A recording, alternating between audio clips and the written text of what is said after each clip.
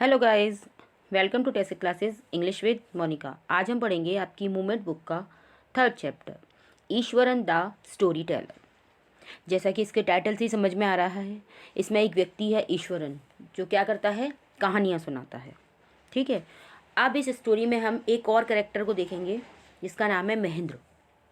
तो ये जो ईश्वरन है वो महेंद्र को कहानियाँ सुनाता है, और ऐसी वैसी कहानियाँ नहीं। कैसी कहानियाँ कि आप जब उसकी कहानी सुन रहे होंगे ना, तो आपको ऐसा लगेगा उस कहानी के जो करेक्टर है ना, वो आपके सामने बिल्कुल आके खड़े हो गए हैं, वो आपको देख रहे हैं, या उनकी आकृतियाँ आपके सामने बन रही हैं। इस तरीके की कहानियाँ सुनाता था ईश्वरन। ठीक है। और ये महेंद्र कौन है? ये महेंद्र हैं सुपरवाइज़र, और ईश्वरन उनका कुक है। तो चलिए शुरू करते हैं लाइन वाइज लाइन हिंदी में इस चैप्टर का एक्सप्लेनेशन, ताकि आपको ये अच्छे से स्टोरी समझ में आ जाए। चलिए शुरू करते हैं। One night Mahendra woke up from his sleep and saw a dark cloudy form. एक रात को क्या हुआ, महेंद्र जो है सोते सोते रात को जग गया। तो उसने क्या देखा, एक काली क्लाउडी फॉर्म, यानी बिल्कुल बादलों के जैसी आकृति है ना, डार्क एकदम काली। He broke out into a cold sweat. अब अचानक से क्या हुआ, उसको ठंड लगने लगी और जो है पसीना आने लग गया। Was it a ghost? क्या ये भूत था? चलिए आगे देखते हैं स्टोरी में, ये भूत था या नहीं था। देखिए ये जो आपको पिक्चर दिख रही है ना, ये ईश्वरन की है। चलिए आगे देखते हैं, महेंद्र के बारे में जानते हैं। और the story was narrated to Ganesh by a young man Mahendra by name. ये जो स्टोरी है वो महेंद्र नाम के एक लड़के द्वारा गणेश को सुनाई गई थी। यानी महेंद्र जो है गणेश को बता रहा है कि ईश्वरन ने उसे क्या कहानी सुनाई थी, ईश्वरन उसको क्या कहानी सुनाता था। ठीक है।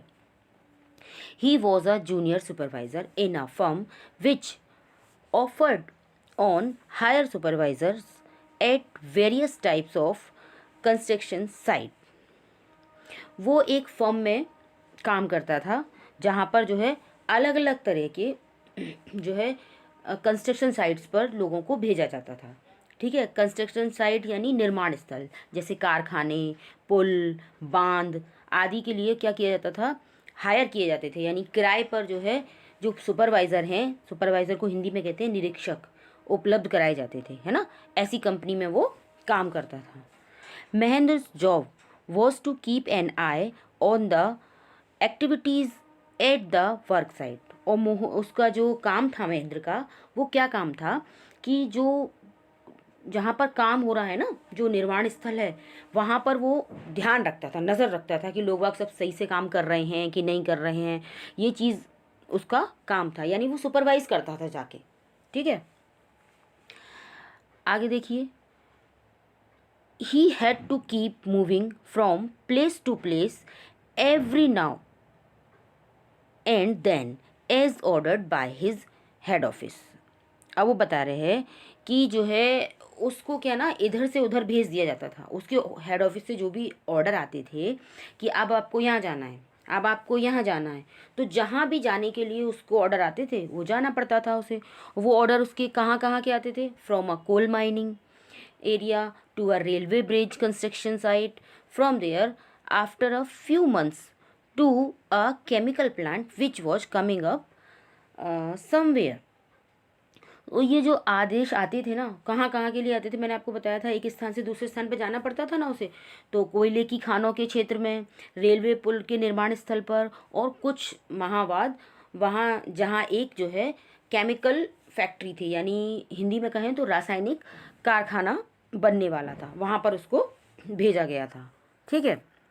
चलिए आगे देखते हैं। ही वॉज अ बैचलर। वो क्या था, वो एक बैचलर था, यानी एक कुमारा लड़का था वो। ठीक है।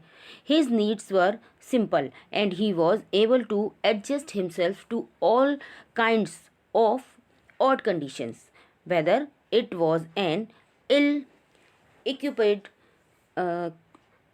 circuit house or a makeshift canvas tent in the middle of a stone square। अब क्या बता रहे हैं कि वो जो व्यक्ति था ना, वो बहुत ही सिंपल था। उसकी जो ज़रूरत थी बिल्कुल साधारण ज़रूरतें थी, है ना, कोई ख़ास चीज़ की उसको ऐसी ज़रूरत नहीं पड़ती थी।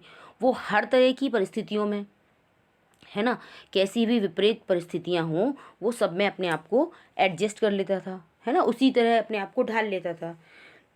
चाहे वो कैसा ही सर्किट हाउस हो, है ना, सर्किट हाउस हो, या फिर किसी भी पत्थर की खदान के बीच में बना हुआ एक टेंट हाउस क्यों ना हो, है ना, त्रिपाल का बना हुआ एक टेंट हाउस क्यों ना हो, वहाँ वो अपने आप को उसी में जो है एडजस्ट कर लेता था, मतलब उसे कोई दिक्कत नहीं होती थी।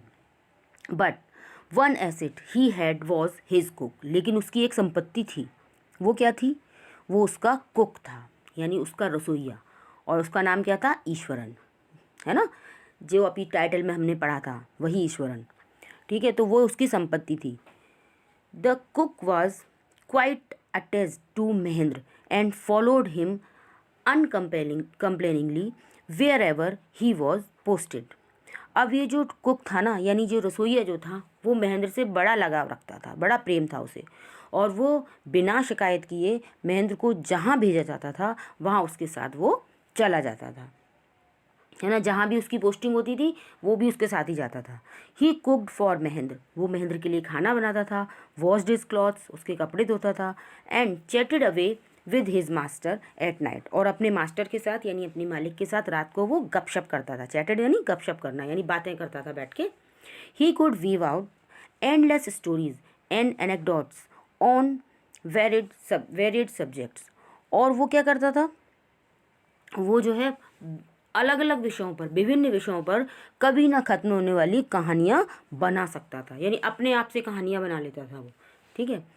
Eswaran also had an amazing capacity to produce vegetables and cooking ingredients seemingly out of nowhere in the middle of a desolate landscape with no shops visible for miles around।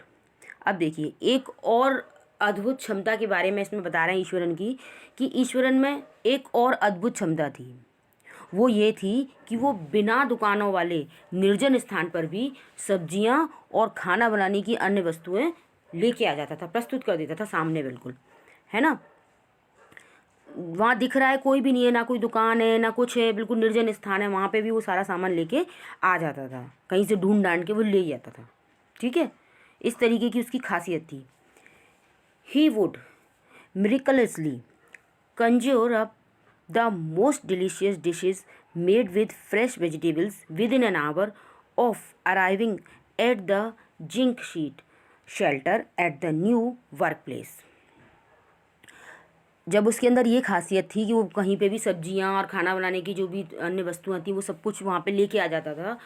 तो वो ये बता रहे हैं कि जब वो नए निर्माण स्थल पे पहुँचते थे ना, और नए निर्माण स्थल पर वो जिंक की बनी शीट से जहाँ पे वो रहते थे, यानी जिंक कहते हैं हिंदी में जस्ता, तो जस्ते की चादर से बनी छत का जो उनका आश्रय स्थल था जहाँ पे वो रहते थे, वहाँ पहुँचने के 1 घंटे के अंदर अंदर वो क्या करता था? एक चमत्कारी ढंग से ताज़ी सब्जियों से बने स्वादिष्ट पकवान प्रकट कर देता था, यानी वो बना के ले आता था। उसका काम ही यही था जी, कि जहाँ पर भी ऐसा लग रहा है आपको यहाँ पर कोई है ही नहीं, कोई दुकानें भी नहीं है, ऐसी जगह पे वो क्या करता? सब्जियाँ ढूंढ के ले आता, तो फ्रेश फ्रेश सब्जी का खाना बना के उसको देता था।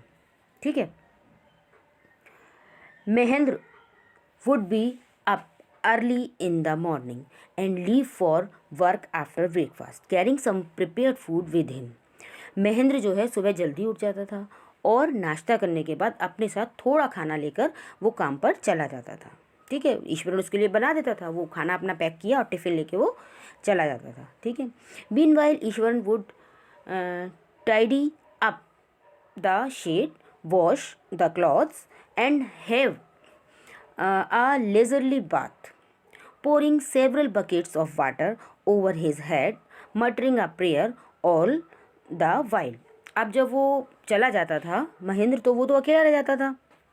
ईश्वरन तो उस दौरान वो क्या करता था? उस दौरान वो घर की सफाई करता था, कपड़े धोता, और फिर सिर पर बहुत सारी बाल्टियां भर भर के डालता था। यानी वो जब नहाता था तो काफ़ी सारा पानी खर्च करता था, तो बहुत सारी बाल्टियां भर भर के पानी डालता हुआ वो आराम से नहाता था, और साथ ही कोई जो है प्रेयर जो है वो बुदबुदाता रहता था, है ना। मटरिंग करना यानी कोई ऐसे नहीं, धीरे धीरे प्रेयर बोलते हैं, ऐसे कुछ बोलते हैं, अपन को समझ नहीं आ रहा है, लेकिन वो कुछ प्रेयर कर रहे हैं। तो जो उस समय नहाते नहाते वो कुछ प्रेयर बोलता रहता था उस समय। ठीक, आगे देखिए क्या कहते हैं वो।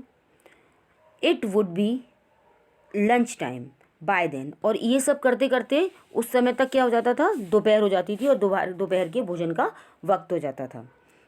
After eating he would read for a while before dosing of, भोजन करने के बाद वो थोड़ी देर के लिए किताबें पढ़ता था और फिर वो डोजिंग मतलब थोड़ी देर के लिए सो जाता था, थोड़ा ऊँग लेता था, ये मतलब है। तो थोड़ी देर दोपहर में से नहीं आराम करते हैं, तो वो भी थोड़ी देर आराम करता था, सो जाता था। ठीक।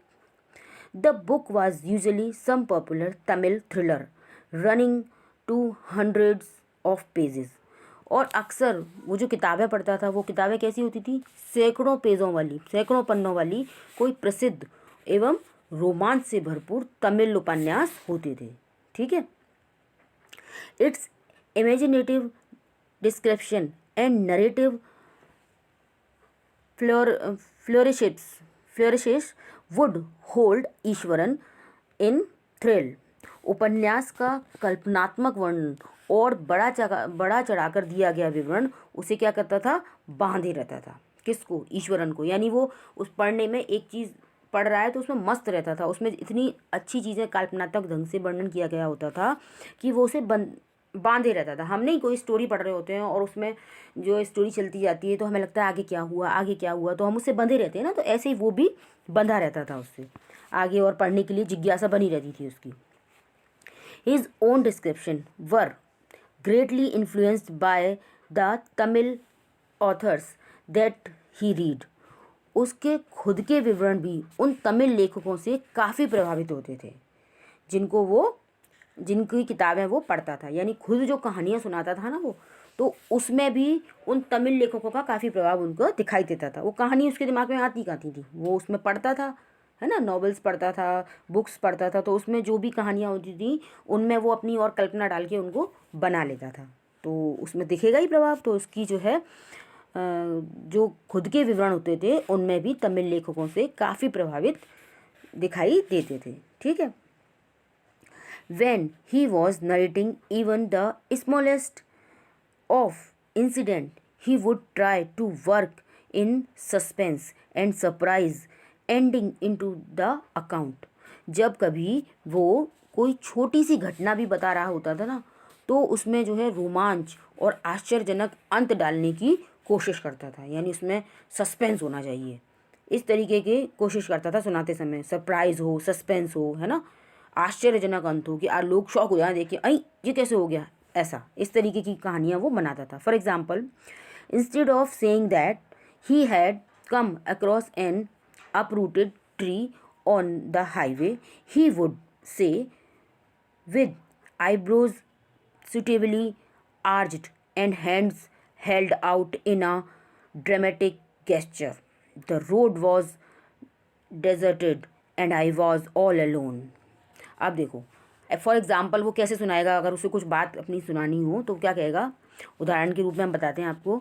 ये कहने के बजाय कि उसने रास्ते पर एक उखड़ा हुआ पेड़ देखा था, वो अपनी भौं को थोड़े जो है टेढ़ा कर लेगा, तिरछा कर लेगा ना, भौएं थोड़ी तिरछी सी करके उठा के बोलेगा, और अपने हाथों को उठाकर नाटकीय अंदाज में कहता है, सड़क सुनसान थी और बिल्कुल अकेला था, अचानक मेरी नज़र सड़क पर पसरी हुई कैसी चीज़ पर पड़ी, जो कैसी थी, अपरूटेड ट्री, यानी जो सड़क पर बिखरी हुई ऐसी चीज़ थी। क्या बोलेगा वो, देखो ड्रामेटिक गेस्चर में बता रहा है वो, the road was deserted and I was all alone, कि रोड कैसी थी, बिल्कुल डेजर्टेड थी, निर्जन थी और मैं अकेला था।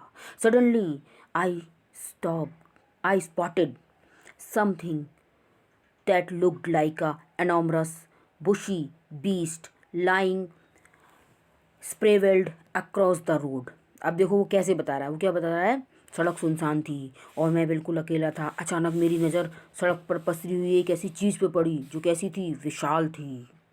आई spotted something that looked like a enormous bushy, यानी गुच्छेदार, beast lying sprawled across the road, विशाल गुच्छेदार जानवर की तरह लग रही थी और वो जो है पूरे सड़क पर फैली हुई थी। I was half inclined to turn and go back. और जो है हाफ इंक्लाइन यानी मेरी आधी इच्छा हुई कि मैं जो है घूमकर जो है घर वापस चला जाऊँ, यानी उसको देख के मैं डर गया, मुझे ऐसा लगा कि मैं जो है वापस आ जाऊँ। But as I came closer I saw that it was a fallen tree with its dry branches spread out. पर मैं जैसे ही थोड़ा उसके करीब गया तो मैंने क्या देखा कि वो एक क्या है, उखड़ा हुआ पेड़ है और उसकी सूखी हुई टहनियाँ फैली हुई थी। ठीक है, अब देखो केवल इतनी सी बात बतानी थी उसको कि वहाँ पर जो है पेड़ टूटा हुआ गिरा था, तो उसने कितनी सारी कहानी बना ली उसमें।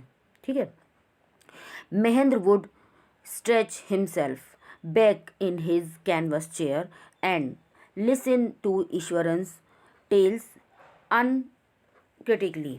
अनक्रिटिकली यानी उसने जो है उसकी जो कहानियाँ थी उसको सुनता था बड़े ध्यान से, उसकी कोई भी आलोचना नहीं करता था। अनक्रिटिकली यानी बिना आलोचना किए हुए। महेंद्र जो है वो कैनवस की अपनी जो कुर्सी थी, त्रिपाल की अपनी जो कुर्सी बैठ उस पर स्ट्रेच किया अपने आप को, उसने अंगड़ाई ली। ठीक है, उस कुर्सी पर बैठ के अंगड़ाई लेते हुए पीछे पसर गया और बिना जो है क्रिटिसिज्म किए, कोई बिना आलोचना किए वो ईश्वरन की वो कहानियों को सुनता था। उसे भी मज़े आते थे क्योंकि वहाँ कोई एंटरटेनमेंट का साधन तो था नहीं उसके पास, तो वो जो है उसकी कहानियों को सुन के ही मज़े लेता था। चलिए आगे देखते हैं।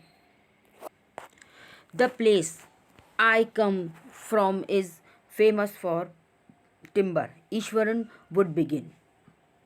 जिस जगह से मैं आया हूँ वो जो है इमारती लकड़ी के लिए प्रसिद्ध है। वो जो क्षेत्र जहाँ से मैं आया हूँ वो इमारती लकड़ी के लिए प्रसिद्ध है।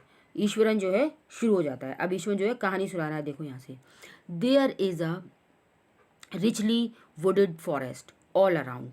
वहाँ चारों तरफ लकड़ी से भरपूर जंगल है। रिचली वुडेड फॉरेस्ट यानी लकड़ी से भरपूर जंगल है। ठीक है, the logs are hauled on to the lorries by elephants. जो लकड़ी के लॉग्स होते हैं यानी बड़े बड़े लट्ठे होते हैं वो हाथियों द्वारा ट्रक पर चढ़ाए जाते हैं। ठीक है, मतलब इतने बड़े बड़े लॉग्स होते हैं कि वो हाथी चढ़ाते हैं उन्हें वहाँ पे। They are huge well fed beast. वो जो है ह्यूज यानी बड़े तगड़े और पुष्ट जानवर होते हैं, हाथी जो है होते ही हैं।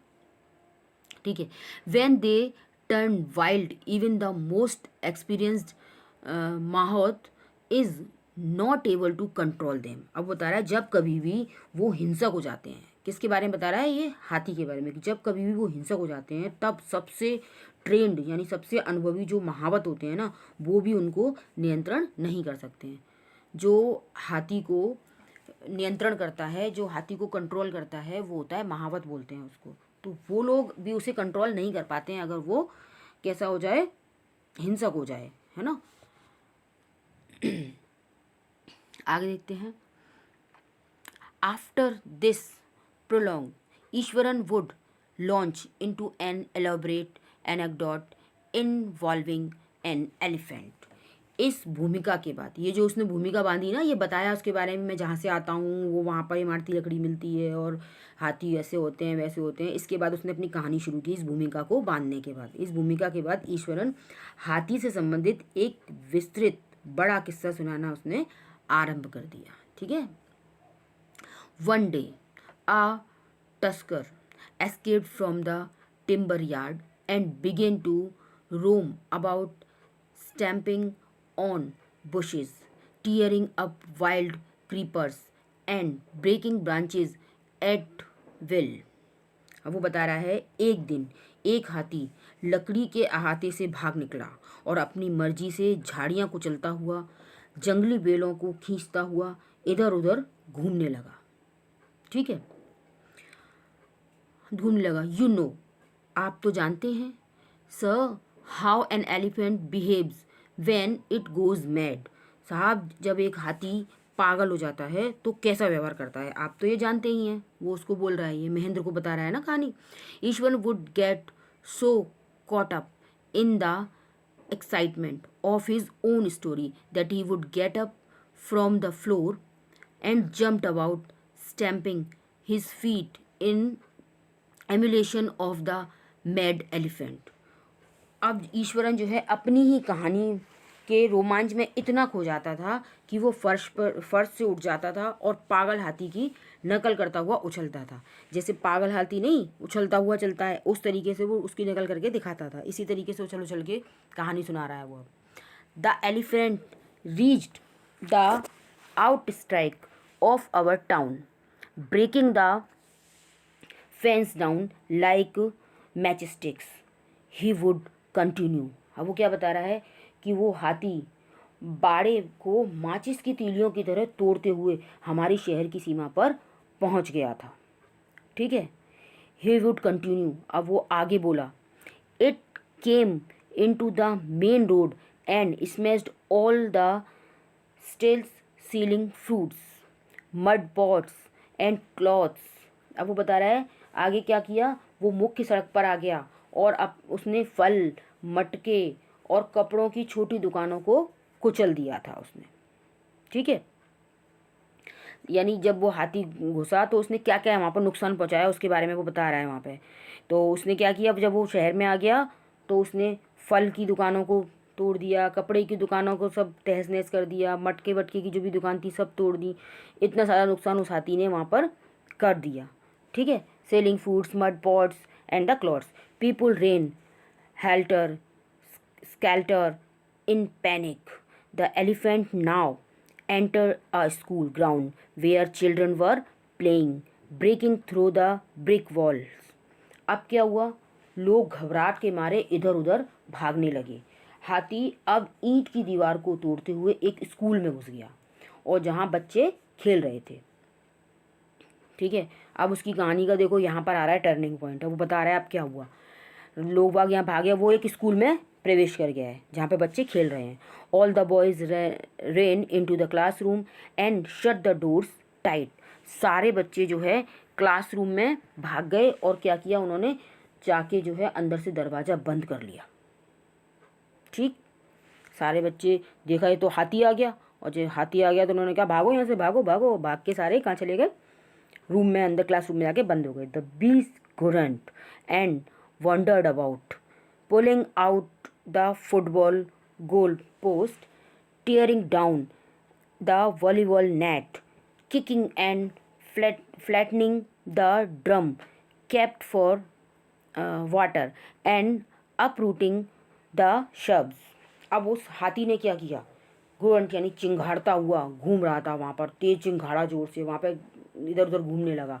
उसने क्या किया, फुटबॉल का जो गोल पोस्ट था उसको उखाड़ दिया, वॉलीबॉल की जाली को फाड़ दिया और पानी वाला जो ड्रम था उसको गिरा के बिल्कुल क्या कर दिया, पिचका दिया और सारे पौधे उखाड़ दिए। यानी अब वो स्कूल में पहुंच गया। अब उस स्कूल का जितना भी वहाँ सामान था ना सबको उसने तहस नहस करना शुरू कर दिया।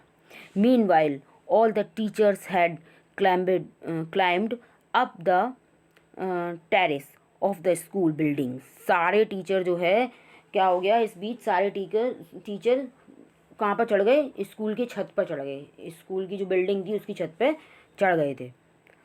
मतलब ये जब हो रहा था सब कुछ और टीचर तो डर के मारे सब स्कूल की छत पे चढ़ गए। ठीक है, from there they helplessly watched the depredations of the elephant. और वहाँ से वो लोग सब हेल्पलेसली असहाय होकर हाथी जो उत्पात मचा रहा था उसको देख रहे थे कि भाई कर भी क्या सकते थे वो। There was not a soul blow on the ground. सड़कें ऐसे खाली थी मानो सारे शहर के निवासी अचानक वहाँ से गायब हो गए। ग्राउंड पे कोई दिखाई नहीं दे रहा था, सब गायब हो गए थे उस हाथी के उत्पात की वजह से। द स्ट्रीट्स वर एम्प्टी, ये भी बोला ना सड़कें खाली हो गई थी। The street were empty as if the inhabitants of the entire town had suddenly disappear. जैसे पूरे गांव से, पूरे टाउन से सब गायब हो गए। अचानक सड़कें खाली हो गई थी, सारा ग्राउंड खाली हो गया, सब खाली हो गया वहाँ पर। ठीक है, I was studying in the junior class at that time and was watching the whole drama from the rooftop. मैं उस वक्त एक जो है जूनियर कक्षा में पढ़ता था। ठीक है, जूनियर क्लास में, यानी मैं छोटी क्लास में था, छोटी क्लास का स्टूडेंट था और छत से ये सारा नाटक देख रहा था। मैं भी देख रहा था भाई क्या हो रहा है। I don't know what came over me suddenly. मुझे नहीं पता कि अचानक मुझे क्या सूझी, क्या हो गया मेरे को अचानक से। ठीक है, अब मैंने क्या किया, आई grabbed a cane from the hands of one of the teacher and ran down the stairs and into the open. अब मैंने क्या किया, मैंने एक जो टीचर थे वहाँ उनके हाथ से एक केन, एक छड़ी ले ली, छीन ली मैंने, और सीढ़ियों से दौड़ता हुआ नीचे खुले में आ गया। वाह भाई वाह, बड़ा बहादुर बच्चा था ये तो। इनटू द ओपन, खुले एरिया में आ गया। The elephant granted and menacingly swung a branch of a tree which it held in its trunk. हाथी जो है उस समय भी चिंगाड़ रहा था और बड़े धमकी भरे अंदाज में अपनी सूंड में पकड़ी हुई वो पेड़ की डाल को उसने मेरी ओर उछाल दिया। उसने कहा अच्छा तेरी इतनी हिम्मत, तो उसने उस पेड़ की डाल को उसकी तरफ उछाल दिया। It stamps its feet kicking up a lot of mud and dust. उसने अपने पैर पटके, जिससे क्या हुआ, धूल और मिट्टी उड़ने लगी, है ना। जब वो फेंक रहा था, पैर पटक रहा था, तो उससे चारों तरफ क्या हुआ, धूल और मिट्टी उड़ने लगी। इट लुक्ड फ्राइटिंगली, ये बहुत डरावना लग रहा था। But I moved slowly towards it stick in hand. लेकिन जो है मैं हाथ में वो छड़ी पकड़े हुए धीरे धीरे उसकी तरफ बढ़ रहा था। मतलब डर तो लग रहा था, लेकिन मैं फिर भी धीरे धीरे उसकी तरफ बढ़ रहा था कि शायद मैं कुछ कर सकूं। People were watching the scene hypnotised from nearby house house tops. जो लोग थे ना, वो मेरे को, सब आसपास के लोग अपने घर की छतों से बिल्कुल हिप्नोटाइज होकर, बिल्कुल वशीभूत होकर, सम्मोहित होकर मुझे, मेरे इस दृश्य को देख रहे थे कि भाई मैं कर क्या रहा हूँ, है ना। वहाँ से सब लोग देख रहे थे। The elephant looked at me red eyed ready to rush towards me. जो हाथी था वो गुस्से से लाल आंखों से मेरी तरफ देख रहा था, है ना, जैसे कि बस अभी मेरे ऊपर हमला करने वाला है, ऐसे मेरी ओर देख रहा था। It lifted its trunk and trumpeted loudly. उसने क्या किया, उसने अपनी सूंड उठाई और जोर से चिंगाड़ा, यानी अब वो मेरे को जैसे धमकी दे रहा हो, जोर से चिंगाड़ा। At that moment I moved forward and mustering all my force. उसने क्या किया, उसी समय मैं आगे बढ़ा और मैंने सारी अपनी हिम्मत जुटाई। क्या किया मैंने, हिम्मत जुटा के waged it's third toe nail on the quick. और मैंने सारी अपनी हिम्मत जुटाकर उसके पैर की जो तीसरा नाखून था उस पर जोर से छड़ी दे मारी मैंने। The beast looked stun for a moment, then it shivered from head to foot and collapsed. अब क्या बोला है, वो एक पल के लिए तो लगा कि वो जानवर बिल्कुल स्टन रह गया, यानी स्तब्ध रह गया, और फिर उसके बाद वो सिर से लेके पैर तक कांप गया और फिर वो कोलैप्स्ड हो गया, यानी। At this point Eswaran would leave the story unfinished. अब इस पॉइंट पर ईश्वरन ने क्या किया, उस स्टोरी को छोड़ दिया, अनफिनिश्ड, पूरा नहीं किया, सस्पेंस छोड़ दिया उसमें। एंड गेट अप मम्बलिंग, और कुछ बड़बड़ाता हुआ उठ गया। I will be back after lightning the gas and warming up the dinner. कि मैं आता हूँ खाना गर्म करने के बाद, है ना, गैस जला दूँ, खाना गर्म करने के बाद आता हूँ। Mahendra who had been listening with rapt attention would be left hanging. Mahendra जो बहुत ध्यान से, बहुत अटेंशन से उसकी बातें सुन रहा था, उसकी कहानी को सुन रहा था, वो अधर में लटका रह गया। मतलब उसके दिमाग में अब जिज्ञासा बनी रही, आखिर हुआ क्या, उसने कहानी वहीं पे छोड़ दी। व्हेन ही रिटर्न, जब वो वापस आया, Iswaran would not pick up the thread of the story right away. अब जब ईश्वरन वापस आया तो उसने स्टोरी वहीं से नहीं उठाई, वहाँ से जहाँ धागे छोड़े थे, जहाँ तार छोड़े थे स्टोरी के, जहाँ पे छोड़ी थी वहाँ से शुरू नहीं की। Mahendra would have to remind him, Mahendra को उसे याद दिलाना पड़ा, that the conclusion was pending, की कंक्लूजन जो है बचा हुआ है, अभी कहानी का खत्म नहीं हुई है। Well, a veterinary doctor was summon to revive the animal. हाँ ठीक है, फिर क्या हुआ, वेटनरी डॉक्टर को बुलाया गया, एक जानवरों के डॉक्टर को बुलाया गया और उसने उस एनिमल को होश में लाने का प्रयत्न किया। ईश्वर वुड सज कैजुअली, और ईश्वर ने ये बात है ना बड़ी कैजुअली कह दी, यानी कंधे उचकाते हुए बड़े अजीब से ढंग से उसने कैजुअली ऐसा बोल दिया। 2 days later it was led away by the mahout to the jungle. और 2 दिन बाद क्या हुआ, वो जो उसका महावत था उससे क्या कह दिया गया कि जा इसको जो है जंगल में ले जाए, तो वो जंगल में ले गया, उसे छोड़ आया। Well, how did you manage to do it. अब वो पूछ रहे हैं कि अरे ठीक है, तो ये बताओ कि तुमने इसको कैसे मैनेज किया। How did you bring down the beast, इतने बड़े जानवर को तुमने कैसे काबू किया। अब ये महेंद्र पूछ रहा है ईश्वरन से। It has something to do with a Japanese art, I think sir, karate और अ जू जिटस इट इज़ कॉल्ड। अब वो कह रहा है कि मैं सोचता हूँ सर, ये कोई जापानी कला के कारण हुआ है, इसे कराटे या जियो जिटिसस कहते हैं। ठीक है, ये जापानी कला है। I had read about it somewhere, मैंने इसके बारे में कहीं पढ़ा है। It temporarily paralysis the nervous system, you see, मैंने इसके बारे में कहीं पढ़ा था। ये क्या करता है, टेम्परेरी यानी थोड़ी देर के लिए क्या करता है, नर्वस सिस्टम को, नाड़ियों को क्या कर देता है, पैरालाइसिस कर देता है, निस्तेज कर देता है, यानी वो किसी काम की नहीं रहती है, थोड़ी देर के लिए ऐसा हो सकता है। तो वो बता रहा है कि मैंने उसी टेक्निक का इस्तेमाल किया था। आगे देखिए, not a day passed without Eswaran recounting some story packed with adventure, horror and suspense. एक भी दिन ऐसा नहीं जाता था जब ईश्वरन साहस, भय और कौतूहल से भरी कोई कहानी ना सुनाता हो। ठीक है, whether the story was credible और not, Mahendra enjoyed listening to it because of the inimitable way in which it was told। वो कहानी जो है सच्ची होती थी या नहीं होती थी, इसकी परवाह किए बिना महेंद्र जो है बड़े चाव से उसकी कहानियाँ सुनता था, क्योंकि वो बड़े ही वास्तविक अंदाज में उनको सुनाया करता था। ठीक है, बड़े ही वास्तविक अंदाज में, मतलब जब वो सुनाता था तो ऐसा लगता नहीं था कि वो जो है कोई मनगढ़ंत कहानी सुना रहा है, बड़े ही अच्छे अंदाज में उसे सुनाता था। Eswaran seemed to more than make up for the absence of a TV in Mahendra's living quarters. Eswaran जो है महेंद्र के घर में टीवी की कमी को काफ़ी हद तक पूरा कर देता था, यानी टीवी नहीं थी उसके पास, तो वो जो है ऐसी कहानियाँ सुना के उसको एंटरटेन करता था। One morning, when Mahendra was having breakfast, Ishwaran asked, "Can I make something special for dinner tonight, sir?"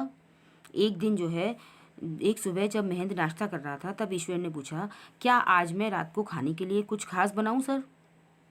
ठीक है, can I make something special for dinner tonight sir, after all today is an auspicious day, according to tradition we prepare various delicious to feed the spirits of our ancestors today sir।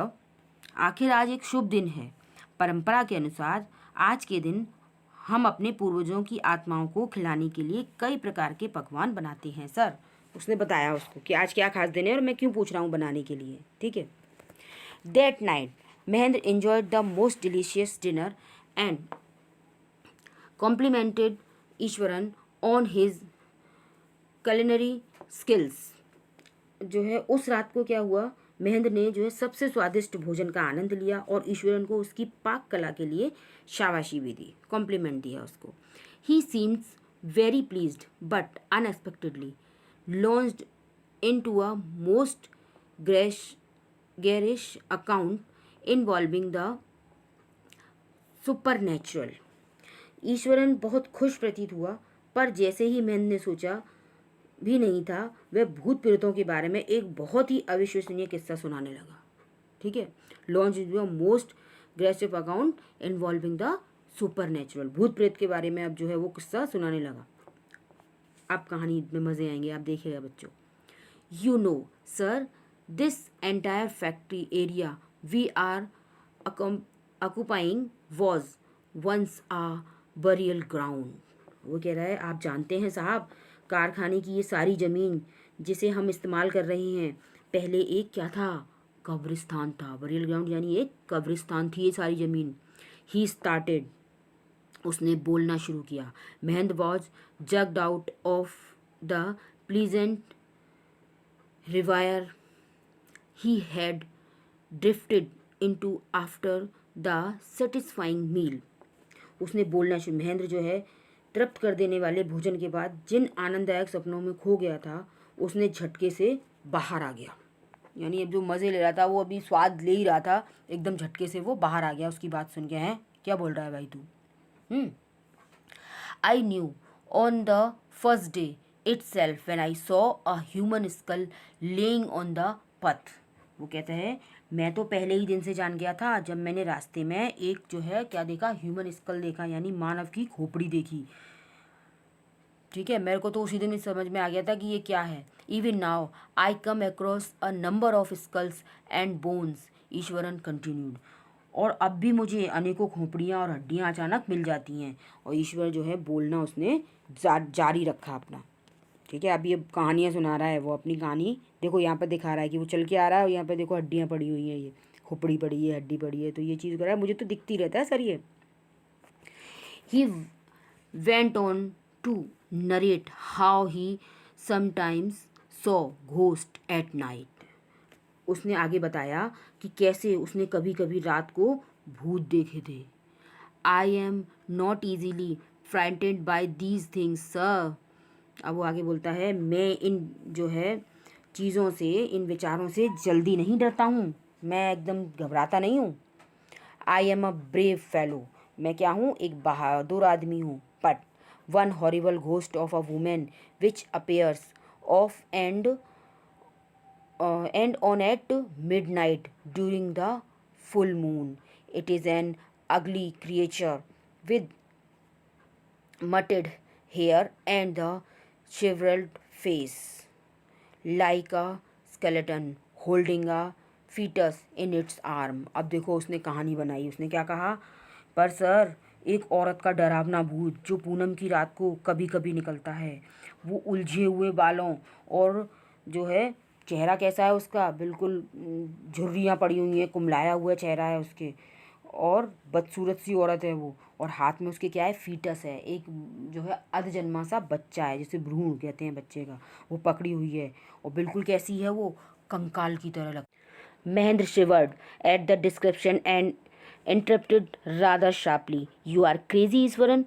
अब महेंद्र जो इस वर्णन को सुन के, उसने जो वर्णन किया ना उसका कि वो आती है हाथ में बच्चा लिए होती है, ऐसा चेहरा होता है, तो वो घबरा गया। तो महेंद्र इस वर्णन को सुन के काँप गया और बहुत ही तीखे स्वर में ईश्वरन को टोकते हुए बोला, तुम पागल हो ईश्वरन, क्रेजी हो तुम। There are no such thing as ghost और स्पिरिट्स, भूत और आत्मा जैसी कोई चीज़ नहीं होती है। ठीक है, it is all figment of your imagination, ये सारी तुम्हारी काल्पनिक बातें हैं, मनगढ़ंत बातें हैं सारी। Get your digestive system examine, जाओ अपने डाइजेस्टिव सिस्टम का यानी पाचन जो क्रिया है उसका इलाज कराओ। And maybe your head as well, और अपने दिमाग का भी इलाज कराओ। यू आर टॉकिंग नॉनसेंस, तुम फालतू की बकवास कर रहे हो। He left the room and retired from for the night expecting Eswaran to sulk for a couple of days. वो जो है ये कहते हुए कमरे से निकल के चला गया और उसको ये आशा थी कि ईश्वरन जो है अब 2 दिन तक नाराज़ रहेगा, वो डांट के चला गया ना उसे। But next morning he was surprise to find the cook as cheerful and talkative as ever. तो वो ये देख के सरप्राइज हो गया, आश्चर्यचकित हो गया कि वो जो उसका कुक था वो पहले की तरह ही बिल्कुल प्रसन्न था और खूब बातें बना रहा था, खूब बातों नहीं था। तो वो आश्चर्यचकित हो गया देख के, ये तो नाराज ही नहीं हुआ। From that day on Mahendra, for all his brave talk, went to bed with a certain unease। अब उस दिन के बाद से, जिस दिन ये बात हुई थी, सारी बहादुरी भरी बातें करने के बावजूद महेंद्र थोड़ी बेचैनी के साथ सोने जाता था। उसे थोड़ी बेचैनी रहती थी क्योंकि डर तो मन में उसके था। ठीक है, every night he peered into the darkness outside through the window next to his bed. वो हर रात अपने पलंग के साथ वाली खिड़की से बाहर क्या करता था, झांकता था, हैं, trying to make sure that there was no movement of dark shapes in the vicinity. तो वो झांक के क्या देखता था कि आसपास के जो काले सायों की हलचल तो नहीं हो रही, कोई हमें वहाँ पे कोई शेप दिखाई तो नहीं दे रही है। ठीक है, वो जरूर झांक के देखता था। But he could only see a sea of darkness with the twinkling lights of the factory miles away. पर वो मीलों दूर से आ रही कारखाने की टिमटिमाती रोशनी में सिर्फ अथाह अंधेरे को देख पाता था और कुछ नहीं दिखाई देता था, यानी वो अंधेरे का समुद्र दिखाई देता था बस उसे वहाँ पर, और थोड़ी थोड़ी जो फैक्ट्री साइड से रोशनी आ रही होती थी बस वो दिखाई देता था और उसे कुछ नहीं दिखाई देता था। मन में डर तो बिठा दिया था ना ईश्वरन ने उसके, तो फिर भी रोज़ देखता था बेचारा। He had always liked to admire the milk white landscape on full moon nights. उसे जो है फुल मून नाइट कौन सी होती है, पूनम की रातें, तो पूनम की रातों को जो दूधिया सफ़ेद प्रकृति को देखना उसे हमेशा अच्छा लगता था। जो अच्छी एकदम सुंदर सी सीनरी बन के आती थी ना प्रकृति की, तो वो उसे ज़रूर देखता था, उसे बहुत अच्छा लगता था वो देखना। But after hearing Eswaran story of the female ghost he avoided looking out of his window all together when the moon was full. Eswaran की भूत वाली कहानी सुनने के बाद वो जो है पूनम की रात को खिड़की के बाहर देख नहीं पा रहा था। उसे डर लगता था, वो देखता ही नहीं था बिल्कुल, भैया कहीं ऐसा ना हो मैंने देखा हो, मुझे कहीं वो भूतनी दिखाई दे गई, तो इसलिए वो नहीं देखता था, जब से उसे डर बैठ गया उसके मन में अब। ठीक है। One night man was woken up from his sleep by a low moon close to his window. एक रात अपनी खिड़की के पास मंद मंद उसको जो है कराहने की आवाज़ सुनकर वह नींद से जाग गया। उसकी खिड़की के बाद मून क्लोज ऑफिस विंडो, उसकी विंडो के पास धीरे धीरे कोई करा रहा था, ऐसी उसे आवाज़ आ रही थी। ठीक है। At first he put it down to a cat prowling around for mice. पहले उसने सोचा कि कोई जो है बिल्ली होगी जो चूहे की तलाश में वहाँ से निकल रही है इस तरीके की आवाज़ करती हुई, पहले उसने ऐसे सोचा, उसके दिमाग में ये आया। ठीक है। But the sound was too guttural for a cat. पर वो जो आवाज़ थी ना वो बिल्ली की आवाज़ होने के बजाय गले से निकली हुई आवाज़ थी, यानी ऐसा नहीं था कि बिल्ली की आवाज़ किसी के गले से निकल रही है इस तरीके ऐसे गले से अजीब सी आवाज़ निकल रही थी। ठीक है। तो वो समझ गया कि नहीं नहीं ये बिल्ली की आवाज़ नहीं है, ये कुछ और है। ठीक है। ही recites the curiosity to look out lest he should behold a sight which would stop his heart। अब क्या हुआ, उसने बाहर झांकने की जिज्ञासा को ये सोचते हुए दबाया कि कहीं वे कोई ऐसा दृश्य ना देख ले जो उसके हृदय की गति को रोक दे। कि पता लगा मैंने बाहर देखा और कोई भूत भूत दिख गया मुझे, तो मेरा तो हृदय ही बैठ जाएगा, मेरा तो दिल ही रुक जाएगा। इसलिए उसने अपनी जो जिज्ञासा थी उसको रोक लिया। मन तो किया लेकिन उसने अपने आप को होल्ड किया। ठीक है। But the wailing become louder and less feline. लेकिन वो जो आवाज़ थी ना विलाप करने की वो ऊंची होती गई और बिल्ली की आवाज़ से अलग प्रतीत होने लगी। अब वो जो पहले करहाने की हो रही थी अब विलाप करने की, जैसे कोई रो रहा हो है ना, विलाप कर रहा हो कोई, इस तरीके की आवाज़। अब वो आवाज़ जो थोड़ी जब होने लगी तो वो कैट की आवाज़ से बिल्कुल अलग हो गई। Wailing become louder and less feline. He could not resist the temptation any more. अब वो स्वयं को और ज़्यादा देर नहीं रोक सका, अब वो नहीं देख सका भाई ये जी क्या हो कह रहा है, अब उसको नहीं रोका जा रहा था। Lowering himself to the level of the window sill he looked out at the white sheet of moonlight outside. उसने जो है खिड़की के स्तर तक झुककर, यानी जितनी खिड़की थी ना उतने वहाँ तक झुककर उसने बाहर चांदनी की सफ़ेद चादर को देखा। वो चारों तरफ चांदनी बिखरी हुई थी है ना, moonlight outside. There not too far away was a dark cloudy form clutching a bundle. Mehendra broke into a cold sweat and fell back on the pillow, panting as a gradually recovered from the ghastly experience. He began to reason with himself and finally concluded that it must have been some sort of auto suggestion, some tricks that his some subconscious had played on him। अब उसने देखो वहाँ चांदनी की सफ़ेद चादर तो देखी, वहाँ ज़्यादा दूर नहीं एक काला धुंधला सा साया एक गठरी पकड़े हुए खड़ा था। जो डिस्क्रिप्शन उसने दिया था ना ईश्वरन ने, वही इसको दिखाई दिया। महेंद्र के पसीने छूट गए और वो हाँफता हुआ वापस जो है अपने बिस्तर पर तकिए पर आके गिर गया। और जब इस भयानक अनुभव को से वो थोड़ा सा उबरने लगा तो स्वयं से वो क्या करने लगा, अपने से ही तर्क करने लगा। और अंत में उसने निष्कर्ष क्या निकाला कि उसने अर्धचेतन मन के द्वारा चली गई कोई चाल होगी, सबकॉन्शियस माइंड की कोई चाल होगी ये सॉरी, ये सबकॉन्शियस माइंड की कोई चाल है, कोई भूत प्रेत नहीं है। उसने ये दिमाग लगाया। भाई पढ़ा लिखा व्यक्ति था, वो इतनी जल्दी नहीं मान सकता था। अब देखिए आगे क्या होता है। By the time he had got up in the morning, had a bath and come out to have his breakfast. The horror of the previous night had faded from his memory.